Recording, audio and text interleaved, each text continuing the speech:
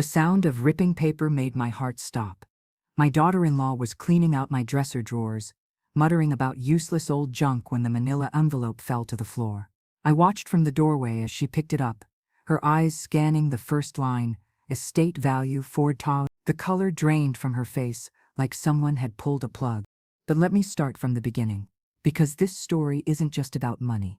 It's about dignity, respect, and what happens when you underestimate the quiet strength of a woman who's lived through 8 decades of life's storms. It's about family bonds that should be unbreakable, but sometimes shatter under the weight of assumptions and greed. My name is Betty, and for the past 3 years, I've been living in what used to be my sanctuary, my own home, but had become something closer to a prison. The warden? My daughter-in-law Sandra, a woman who smiled sweetly, in public but saved her cruelest words for the privacy of our shared walls. A woman who had mastered the art of making someone feel small without ever raising her voice loud enough for the neighbors to hear. It started small, as these things always do. Little comments about my cooking being too salty, or my television being too loud. Then it escalated. She'd sigh dramatically when I asked for help reaching something from a high shelf, as if my request was the most unreasonable thing she'd ever heard. She'd roll her eyes when I wanted to tell a story about my late husband Robert, making it clear that my memories were nothing more than tedious interruptions to her day. She treated me like I was an inconvenience in my own home, a burden to be tolerated rather than a family member to be cherished. The house itself held 45 years of my life. Robert and I had bought it as newlyweds in 1978, when the neighborhood was still being developed and the trees were saplings. We'd painted every room together, installed every fixture, planted every flower in the garden. The mortgage had been paid off for over a decade. Every creaking floorboard, every squeaky door hinge, every sun-faded spot on the carpet told a story of our life together. When Robert passed away 6 years ago, the house felt empty but still mine, still filled with his presence in the way the morning light hit his favorite reading chair, in the coffee stain on the kitchen counter that I could never quite scrub away, in the garden he'd tended with such care that it continued to bloom beautifully even in his absence. David, my son, had moved in with Sandra a year after the funeral. They said they wanted to take care of me, to make sure I wasn't alone in such a big house. At first I believed them. At first it felt like a blessing to have family close by again, to hear voices and laughter echoing through the rooms that had been silent for too long. But what the biggest shock was yet to come, as I would soon discover that their motives weren't quite as pure as I'd initially believed. The transformation happened gradually. David, who had always been attentive and loving, became distant. He'd come home from work, exchange a few polite words with me, then disappear into his room with Sandra. Their conversations became whispered affairs that stopped abruptly whenever I entered a room. The laughter I'd been so grateful to hear became the kind that seemed to exclude me, the kind that made me wonder if I was the subject of their private jokes. Sandra's true personality emerged like a slow-developing photograph. The helpful, caring woman who had charmed me during their courtship revealed herself to be calculating and cold. She began making comments about my housekeeping. Despite the fact that I'd maintained this home perfectly for decades, she criticized my grocery choices, my clothing, my daily routines. Nothing I did was right in her eyes, and she made sure I knew it. But the most devastating realization was that David allowed it. My son, the boy I'd raised to be kind and respectful, stood by silently while his wife chipped away at my dignity one comment at a time. He'd developed a talent for being conveniently absent during Sandra's worst moments, always managing to miss the snide remarks and dismissive gestures that had become a daily part of my life. The morning everything changed began like any other morning in what had become my routine of quiet endurance. I was in my bedroom, organizing some old photographs that I'd been meaning to put into albums for years. It was a task that brought me comfort, looking at pictures of happier times, remembering moments when love felt uncomplicated and family meant unconditional support. I was holding a photo of Robert and me from our honeymoon in 1962, both of us so young and full of hope, when I heard Sandra's voice echo through the hallway like a knife cutting through silence. "David, we need to talk about your mother. This can't go on forever." I froze, my fingers still clutching that precious photograph. Through the thin walls of the house that Robert and I had never intended to have perfect soundproofing, I could hear my son's muffled response, though I couldn't make out the words. But Sandra's voice carried clearly, each word dropping into my consciousness like stones into still water. "She's becoming a burden," Sandra continued, her voice growing louder with each word, as if she was gaining confidence in her cruelty. The woman can barely take care of herself, and frankly, we can't afford to take care of her either.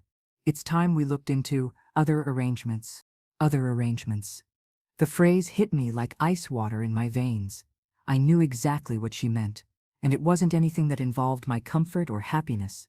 But the most shocking thing was yet to come when my son's response finally came through clearly enough for me to understand. You're right, Sandra. Maybe it is time to consider assisted living. I just hate the idea of telling her. 23 years I had raised that boy after his father died in a construction accident. 23 years of packed lunches with little notes tucked inside. School plays where I applauded from the front row, bedtime stories read with different voices for each character, and worried nights when he came home late from dates or parties. 23 years of being both mother and father, of sacrificing my own social life to make sure he never felt like he was missing anything. I had worked double shifts at the library to pay for his college education.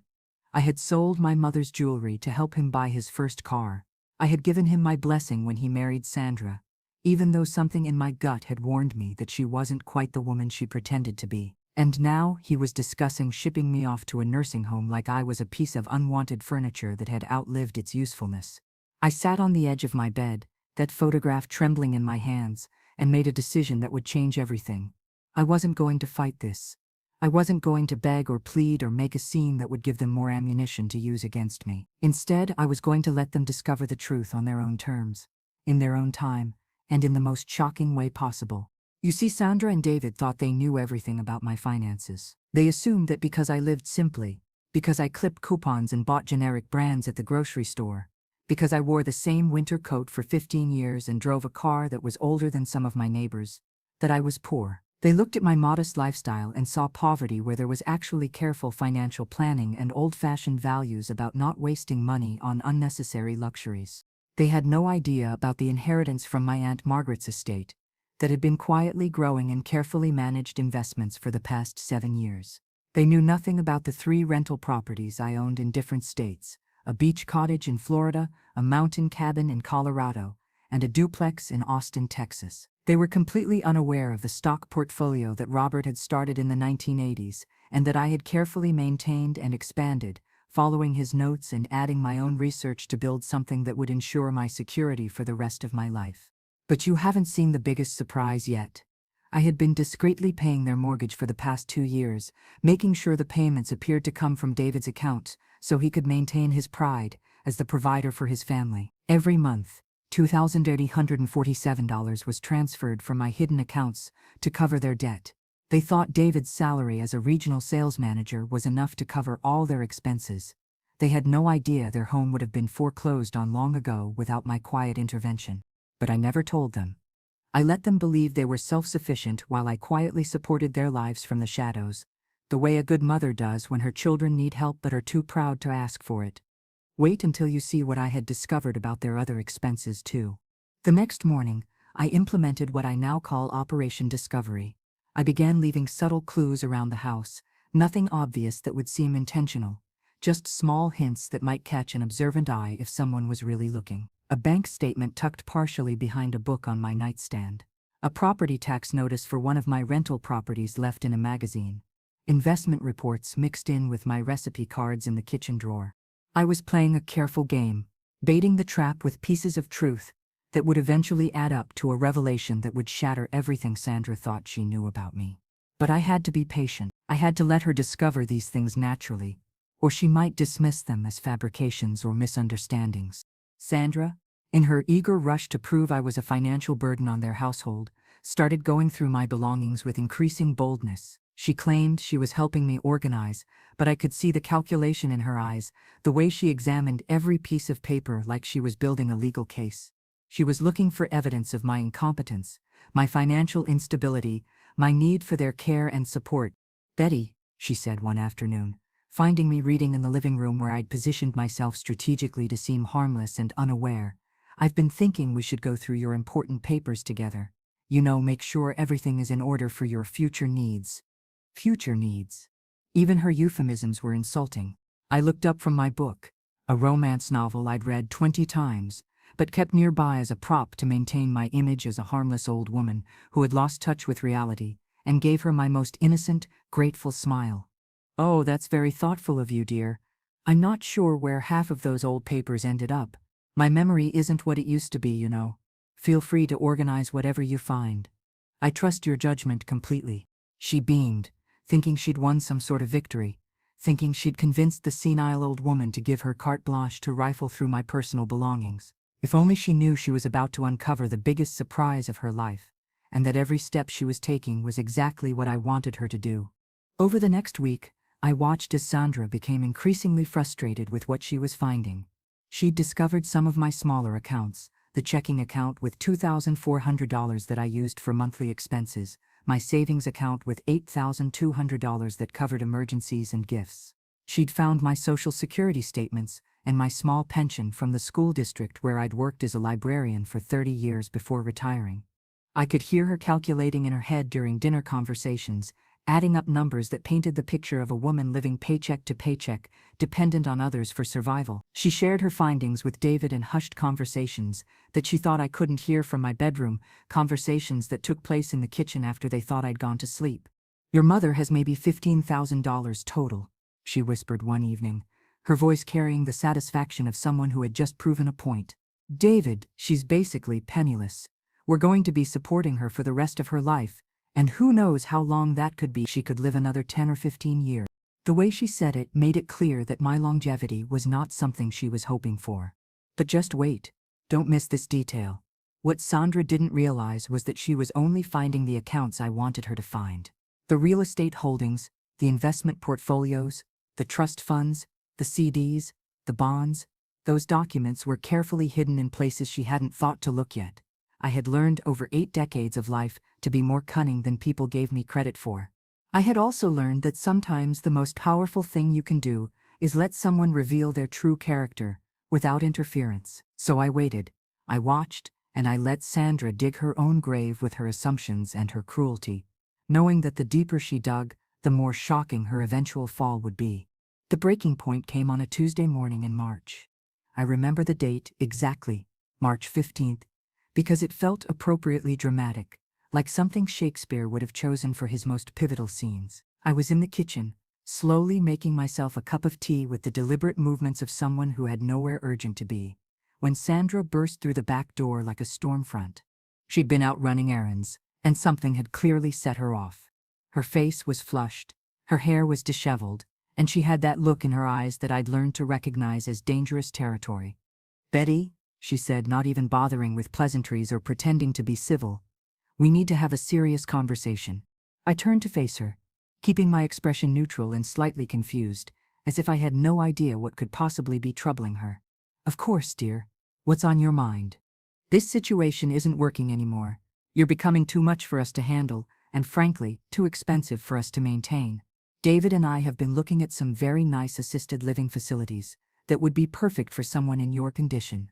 My condition, as if being 81 years old was some sort of disease that needed to be managed rather than a milestone that deserved respect. "I see," I said quietly, stirring honey into my tea with slow, deliberate motions. "And what does David think about this decision?"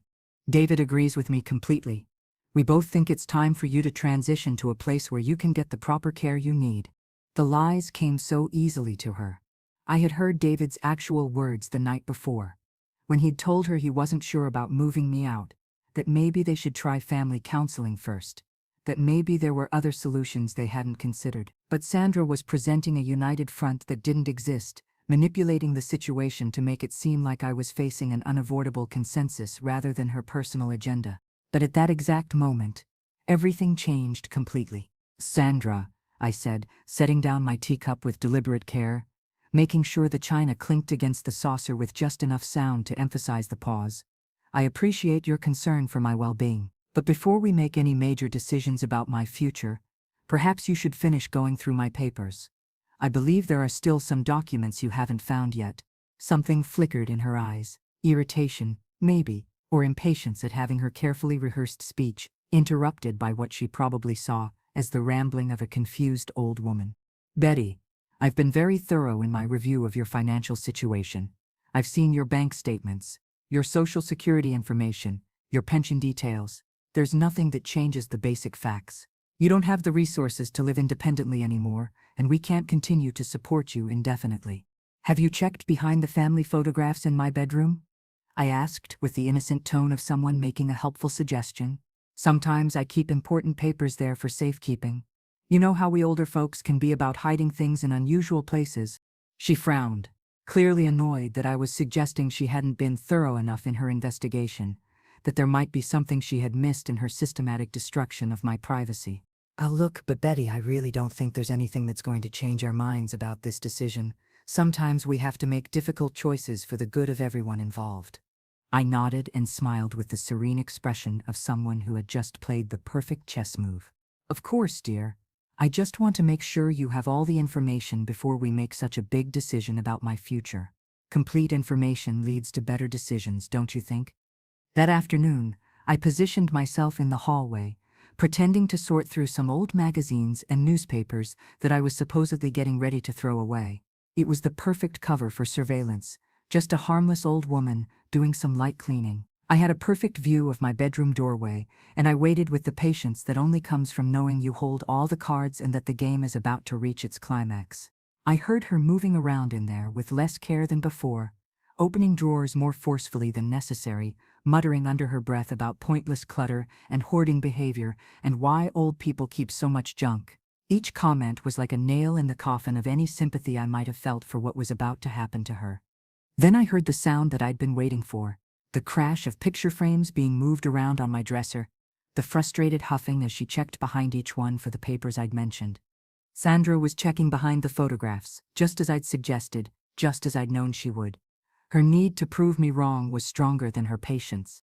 The silence that followed was so complete it seemed to have physical weight pressing down on the house. No muttering, no movement, no sound at all, except for the ticking of the grandfather clock in the hallway. Then, very quietly, I heard the distinctive sound of paper being unfolded, the rustle of documents being examined. I crept closer to the doorway, my slippers silent on the hardwood floor that Robert and I had refinished together 20 years ago. Sandra was standing in the middle of my bedroom, holding a manila envelope that had been tucked behind my wedding photo, the formal portrait that Robert and I had taken in 1961, both of us so serious and hopeful in our formal clothes. Her face was white as fresh snow, and her hands were shaking so badly that the papers rattled like autumn leaves in a strong wind. She was reading the summary page of my estate planning documents, the page that my financial advisor had prepared to give me a clear overview of my total worth. The page that listed all my assets in one convenient location. The page that showed, in black and white numbers that couldn't be argued with or dismissed, that the woman she'd been calling a burden was worth more money than she'd ever see in her lifetime. But what you're seeing now is nothing compared to what was coming next, because Sandra had only opened the first envelope. There were two more hidden in different locations, each containing different aspects of my financial life. This first one was enough to stop her world from spinning, but it was just the beginning of her education. 4.2 million, she whispered, reading the total estate value aloud, as if saying the numbers out loud would help her brain process what her eyes were seeing. $4.2 million. I stepped into the doorway with the calm dignity of someone who had just won a game that the other player didn't even know they were playing. Find something interesting, dear. She spun around so fast she nearly fell over, her designer shoes catching on the edge of my area rug. The papers scattered across my bedroom floor like confetti, and she had to grab the edge of my dresser to keep from falling. Betty, this can't be. How is this possible? I walked into the room and began picking up the papers with calm, steady movements, treating the documents that had just shattered her world like they were nothing more important than grocery receipts. Aunt Margaret was a very wise investor, Sandra. When she passed 7 years ago, she left me her portfolio along with some very good advice about how to manage money. I've been following that advice ever since. But you buy generic groceries, you use coupons, you wear the same coat every winter. Because, Sandra, wealth isn't about how much you spend, it's about how much you keep. It's about understanding the difference between wants and needs. It's about living below your means so you can help the people you love when they need it most. She sank down onto my bed, her legs apparently unable to support her weight anymore, her carefully applied makeup starting to smear as the reality of the situation began to sink in. David doesn't know about this? David knows I received an inheritance from Aunt Margaret. He doesn't know the details, because he never asked, and I never offered. Unlike some people, my son doesn't spend his time calculating the value of my possessions or planning how to benefit from my death. The color that had drained from her face was slowly being replaced by a bright red flush. Embarrassment, anger, shock. I couldn't tell which emotion was winning the battle for control of her expression. But she didn't know the most important thing yet. I sat down in my reading chair, the same chair where I'd spent countless hours reading bedtime stories to David when he was young, and folded my hands in my lap, looking at Sandra with the same calm expression I'd worn while she planned my exile to a nursing home. There's something else you should know, Sandra. Something about those mortgage payments you and David have been making so reliably every month. Her confusion was evident, written across her face like a question mark. What about them?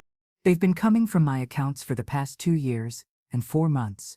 David's salary, after taxes and all your other expenses, has never been quite enough to cover everything plus the mortgage payment. I've been making up the difference and arranging for the payments to appear as if they came from his checking account. Sandra's mouth opened and closed several times without any sound coming out. She looked like a fish gasping for air, struggling to process information that didn't fit with anything she thought she knew about our family's financial situation. "That's impossible," she finally managed to say, her voice barely above a whisper. "David makes good money. We've never needed help from anyone. We've been completely independent." I reached into my nightstand drawer and pulled out a folder filled with bank transfer records, printed statements, and transaction confirmations. I had kept meticulous records, partly because I'm naturally organized and partly because I had a feeling this conversation would happen eventually. "Would you like to see the documentation? 2 years and 4 months of mortgage payments, totaling $67,128 so far. Oh, and that's not including the emergency car repair fund I established last year when David's transmission failed and you needed $3,200 overnight. Or the medical bill assistance when you had your surgery, Sandra. The insurance, as you'll recall, didn't cover everything, and that unexpected $5,800 bill would have been quite a strain on David's salary." Each fact I revealed was like a small explosion going off in her mind. I could see her trying to process not just the financial information, but what it meant about everything she'd assumed, everything she'd said, everything she'd planned for my future. There was more. The vacation to Hawaii last year that they thought they'd saved for, I had quietly transferred $4,000 to their account the week before they booked it. The new furniture for their bedroom, another $2,500 from my accounts. The emergency fund they thought David had built up over the years, that was me too, adding money monthly to make sure they'd have security if something went wrong. "Why?" she whispered, and for the first time since I'd known her, Sandra's voice carried genuine emotion instead of calculation. "Why didn't you tell us?"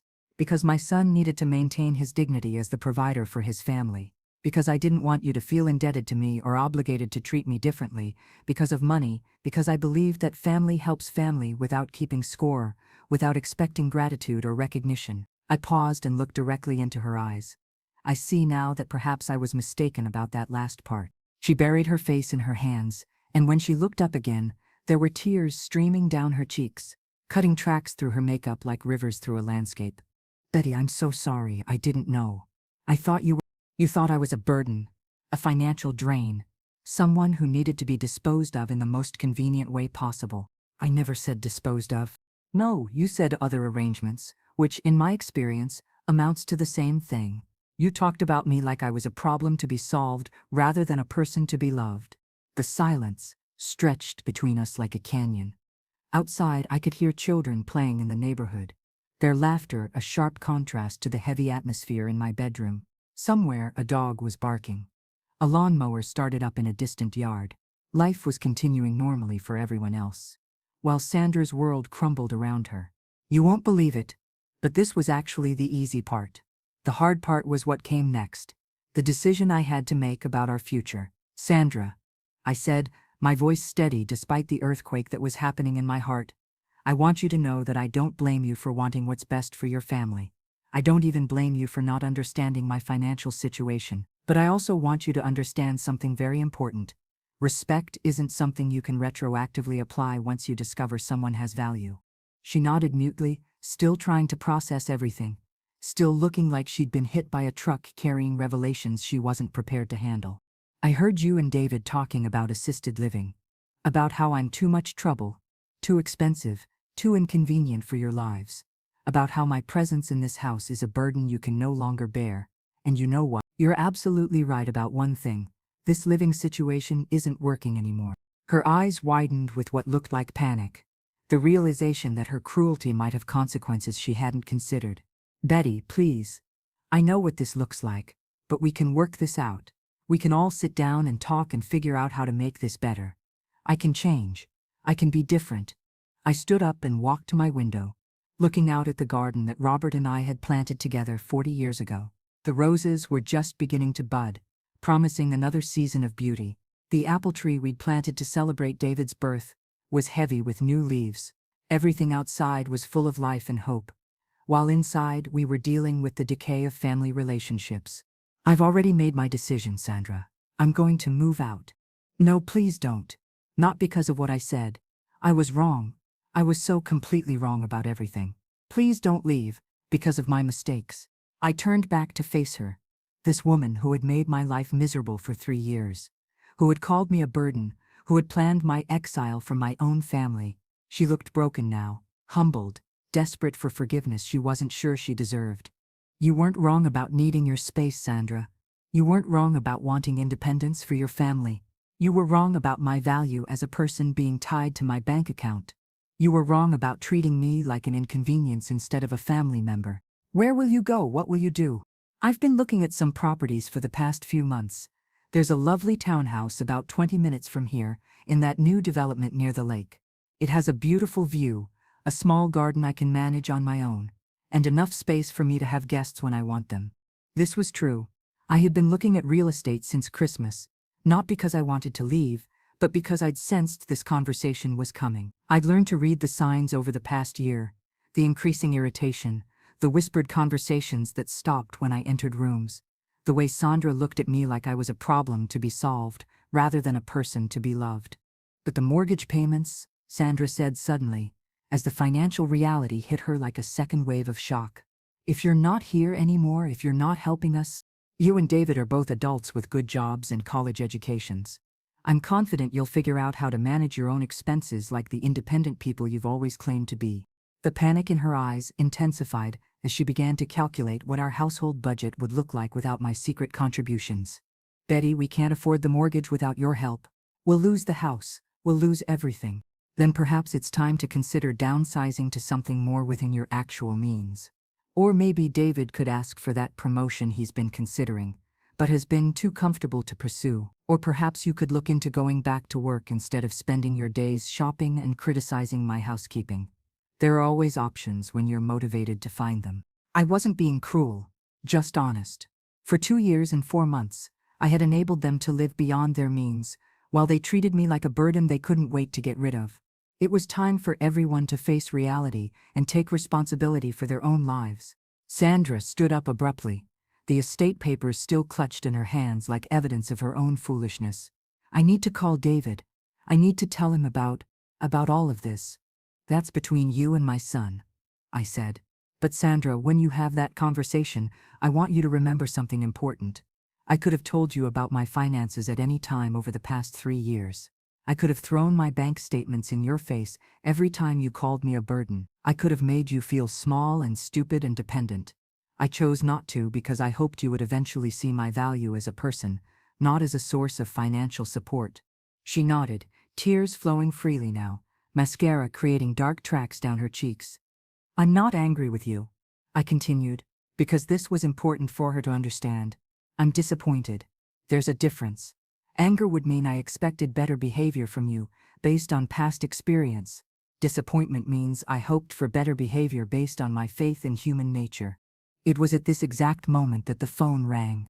It was David calling, though at the time I didn't know that Sandra had texted him frantically during our conversation, sending messages like, "Come home now, an emergency with your mother," and everything we thought we knew is wrong. I answered the phone in my calm, steady voice. The same voice I'd used to read bedtime stories and calm childhood fears and handle every crisis that had come our way over the decades. "Hi, sweetheart," I said, settling back into my reading chair. "How's your day going at the office?" "Mom, Sandra texted me something about needing to talk urgently. Is everything okay there?" She sounded really upset. I looked at Sandra, who was standing in my bedroom doorway, looking like she'd seen a ghost, which in a way she had.